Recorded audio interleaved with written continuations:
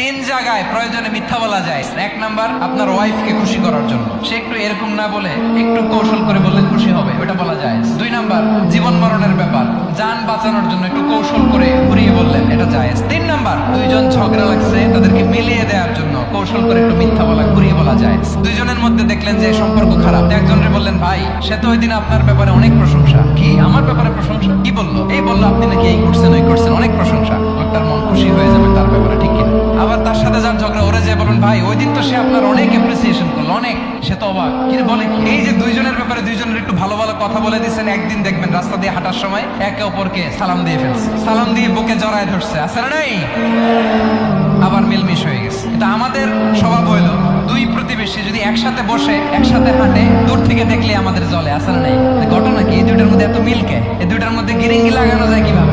আল্লাহর কাছে তওবা করেন, এই মানসিকতার যেন আমরা না, আমরা মিলিয়ে দিই।